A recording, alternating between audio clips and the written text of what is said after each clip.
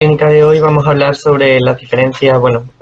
entre la linfadenectomía estándar versus la linfadenectomía ampliada en el tratamiento quirúrgico de las neoplasias pancreáticas y periampulares. Para ello nos vamos a basar fundamentalmente en el documento de consenso publicado por la ISGPS en 2014. Para ello vamos a revisar también la literatura en la que se basó el documento de consenso para las decisiones de los expertos y también la literatura publicada posteriormente para ver si a lo largo del transcurso de estos años ha habido alguna diferencia en el manejo.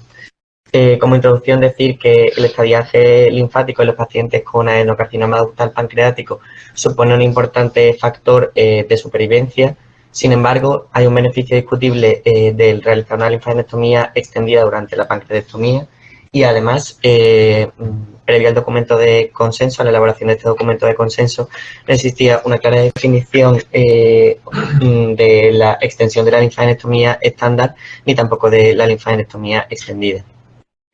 Antes de que se publicara el documento de consenso y en los que fundamentalmente se basa solo había 4 ensayos controlados aleatorizados sobre este tema y además estos tienen diferentes clasificaciones de los grupos ganglionares y diferente extensión de la linfadenectomía, tanto estándar, o sea, la consideran estándar como la linfadenectomía que consideran radical, con lo cual hacer una comparación entre los estudios resulta muy difícil.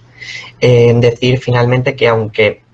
nos vamos a referir como a la linfadenectomía estándar a la que se aplica para el tratamiento del adenocarcinoma ductal pancreático, la extensión de la linfadenectomía estándar es aplicable también a otras neoplasias periampulares y a las neoplasias quísticas pancreáticas con potencial maligno. Primero, decir por qué es importante hacer una linfadenectomía en el cáncer de páncreas. Además de, como he dicho antes, que el estadiaje linfático supone un factor pronóstico, un factor de supervivencia en el cáncer de páncreas, dada la agresiva en la historia de la cirugía oncológica, hay que hacer un control radical de la neoplasia antes de plantear los tratamientos adyuvantes. Decir que el documento de consenso establece como clasificación estandarizada para los grupos ganglionares la clasificación de la Sociedad Japonesa de Páncreas y pasamos a definir la linfadenectomía estándar, que para los tumores de la cabeza del páncreas abarca los ganglios situados posteriores y anteriores a la cabeza del páncreas, es decir, los 13A, 13B, 17A y 17B, los situados en el lado derecho de los vasos mesentéricos superiores, el grupo 14, solo a la derecha de los vasos mesentéricos superiores, dado que es el lugar donde en esta zona hay más afectación ganglionar. Facilita la exéresis de estos ganglios, la disección del proceso uncinado de los vasos y la resección circunferencial se ha asociado a un aumento de las diarreas postoperatorias. También los posteriores a la arteria hepática común, aunque algunos grupos los incluyen de forma habitual en el plano de disección, y tampoco el grupo 16B1, aunque igualmente algunos autores los incluyen de forma rutinaria en el plano de disección. Bueno, he olvidado decir que en el ligamento hepatoduodenal, por supuesto, también se resecan 5, 6 y 8A, es decir, los anteros superiores a la arteria hepática común. En cuanto a los tumores de cuerpo cola de páncreas, la linfadenectomía estándar incluye los ganglios del hilio esplénico, el grupo 10, los ganglios a lo largo de la arteria esplénica,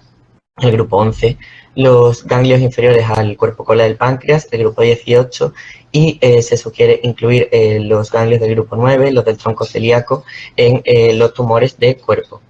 Decir que el grupo de consenso determinó la necesidad de hacer una linfadenectomía, o sea, una esplenectomía en el tratamiento de los tumores de cuerpo cola de páncreas, tanto para asegurar la resección completa del tumor como la linfadenectomía completa. ¿Por qué hablamos de linfadenectomía extendida? Hubo 2 estudios ya antiguos, de hecho el que vamos a hablar es del año 1988, que intentaron buscar diferencias entre la linfadenectomía pues, limitada a los ganglios alrededor de la cabeza del páncreas con una linfadenectomía más radical. Presentamos uno de ellos que está publicado eso en el año 1988 de 59 pacientes y con un diseño retrospectivo y con unas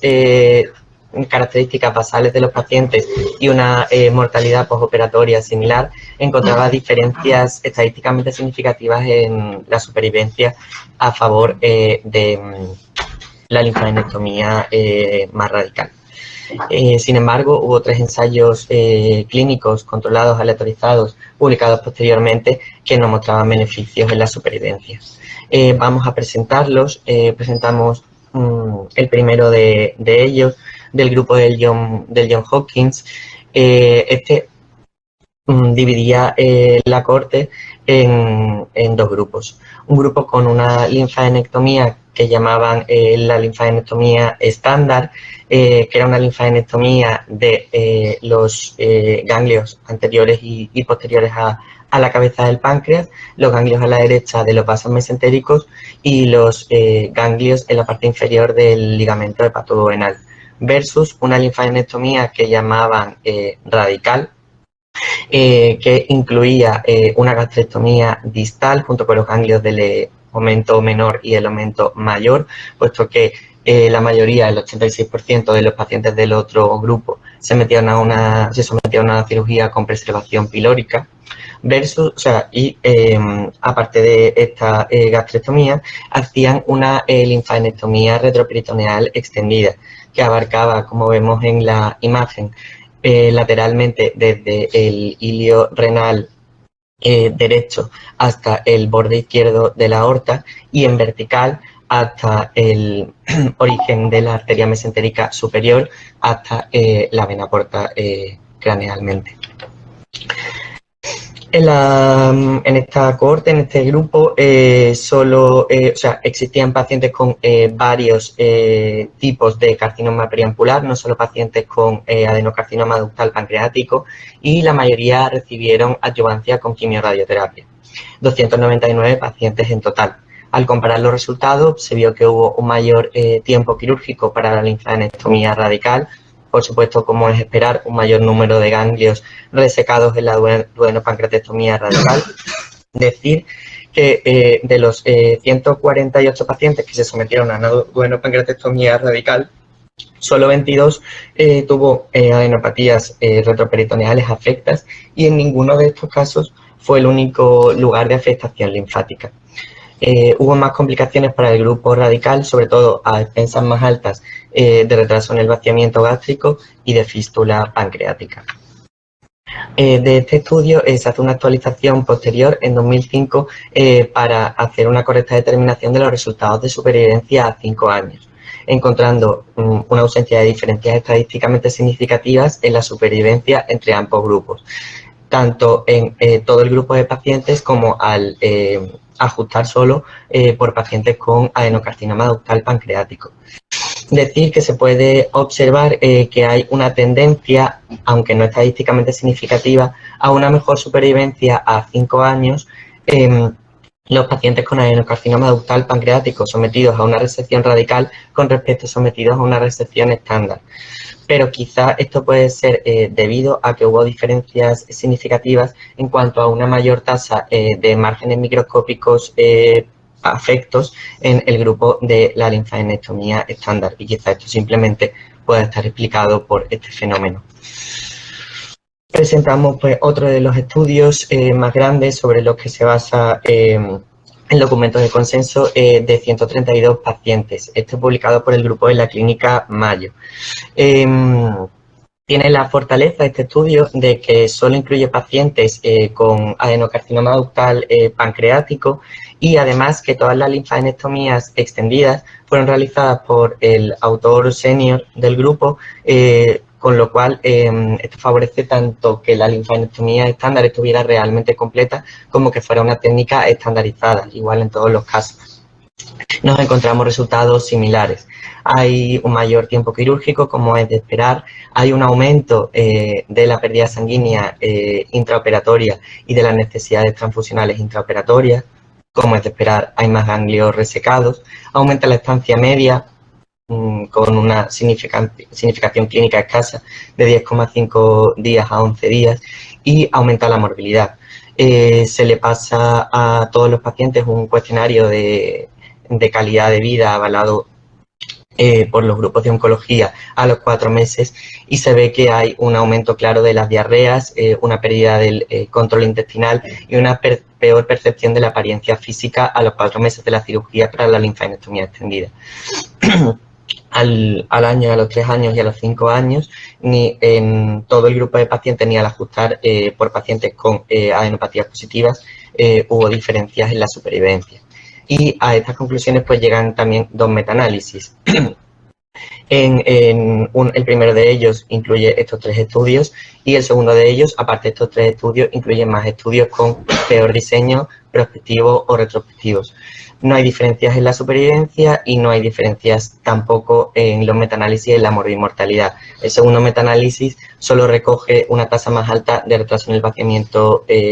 gástrico para la linfadenectomía extendida.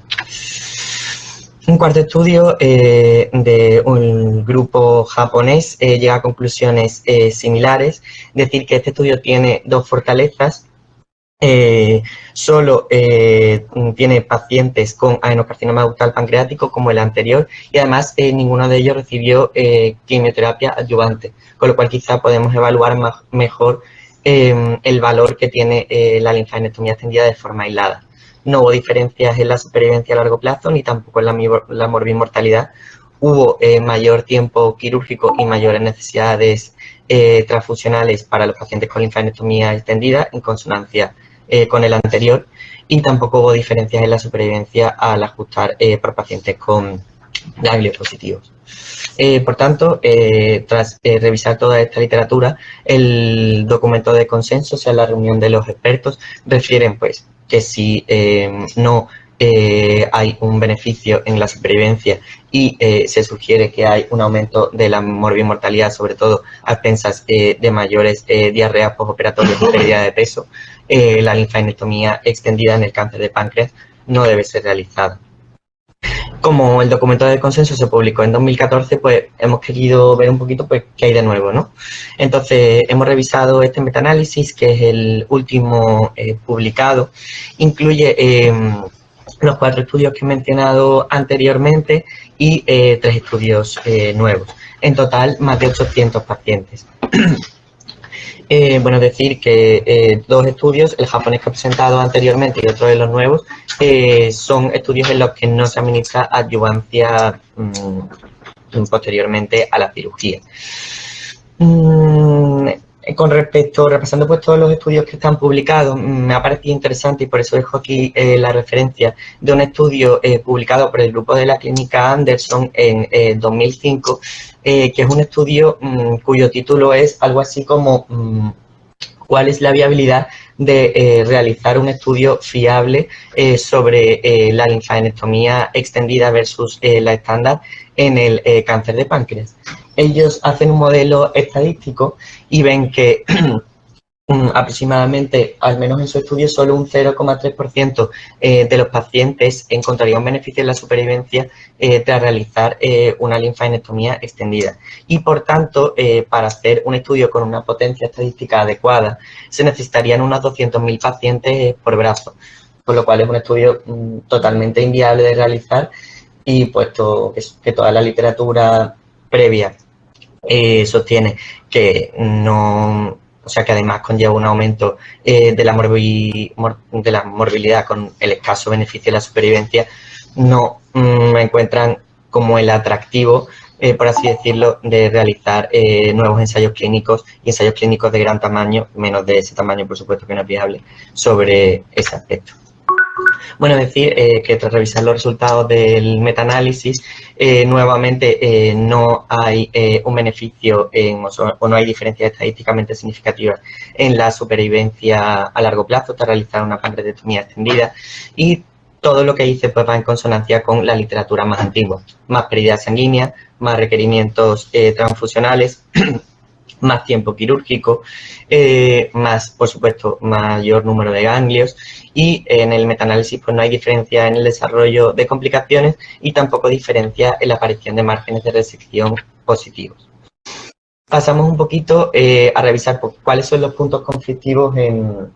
el documento de consenso, en cuáles se pararon más, hubo una discusión y se dan unas recomendaciones. En cuanto a los ganglios del ligamento hepatoduodenal, estaciones 5, 6, 8 y 12, decir que por un lado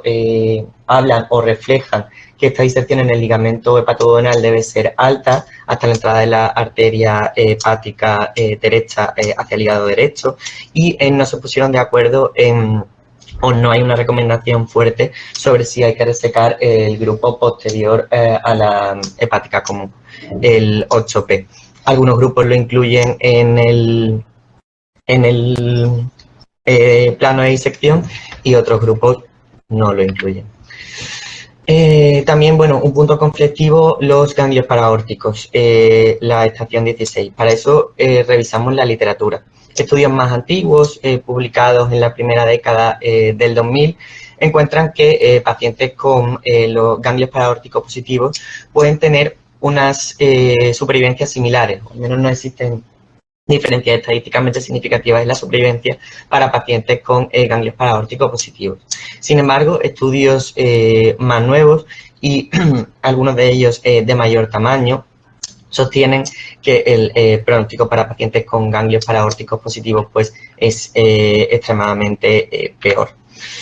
Basado en esto, no se recomienda la resección rutinaria de los ganglios paraórticos en la linfadenectomía estándar, o sea, la linfadenectomía que se hace en el cáncer de páncreas. Sin embargo, no se obtuvo un consenso en el grupo, o sea, bueno, los ganglios 16B1, que son aquellos situados entre la aorta y la cava justo por detrás de la cabeza del páncreas. Como el 8P, algunos grupos lo incluyen rutinariamente en el plano de disección, mientras que otros grupos no lo hacen. También una discusión especialmente extensa en el grupo de consenso sobre qué hacer si intraoperatoriamente encontramos ganglios afectos fuera del área de resección habitual, es decir, fuera como de lo que hemos dado como una linfadenectomía estándar. Puesto que, bueno, estos ganglios podrían tener una influencia tanto en el manejo durante la cirugía, qué hacer, si parar la cirugía, si hacer un procedimiento paliativo, si continuar con la linfadenectomía o incluso el tratamiento posterior, tratamiento adyuvante o paliativo. Bueno, idealmente estas adenopatías, estos ganglios se deben de reconocer previamente a la cirugía y ser biopsiados previamente a la cirugía, pero esto no siempre es posible.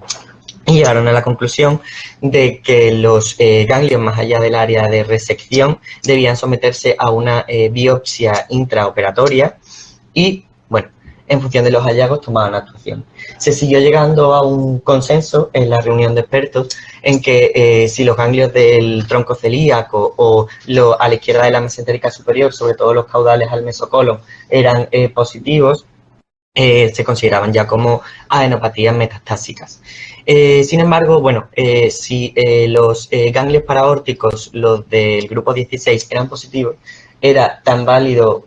una cosa como otra, como parar la resección o plantear un procedimiento paliativo o seguir con la resección,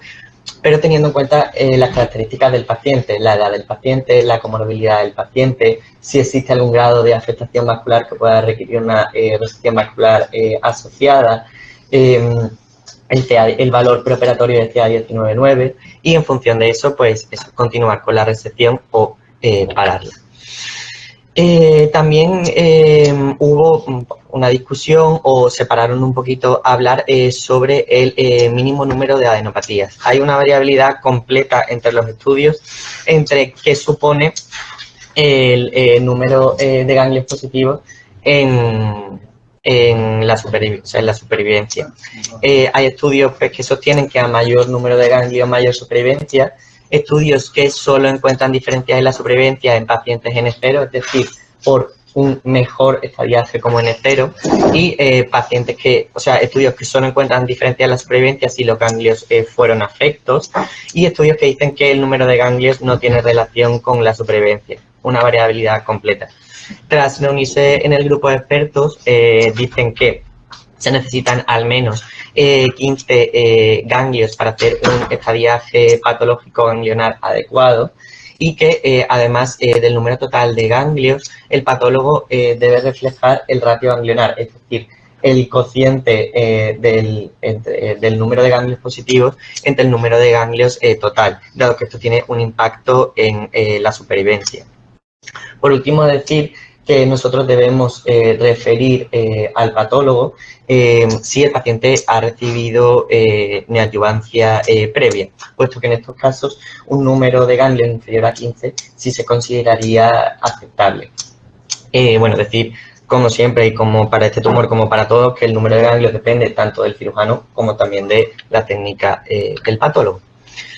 Después de revisar, ¿no?, todos estos puntos del documento de consenso, pues llegamos a la conclusión de poder establecer bien una linfadenectomía estándar que para la cabeza pancreática incluye 5, 6, 8A, 12B1, 12B2, 12C, 13A, 13B, 14A, 14B, 17A y 17B, con 10,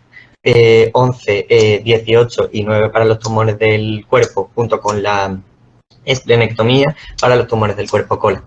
Que de acuerdo con la evidencia actual no se recomienda llevar a cabo una linfadenectomía extendida, puesto que puede aumentar la morbilidad sin obtener un beneficio en la supervivencia, y que si encontramos intraoperatoriamente adenopatías con sospecha de que estén afectas fuera del plano habitual de resección, se debe hacer una biopsia intraoperatoria y en función de los hallazgos, pues ya tomar una decisión sobre tanto el procedimiento quirúrgico como el manejo posterior. Roberto.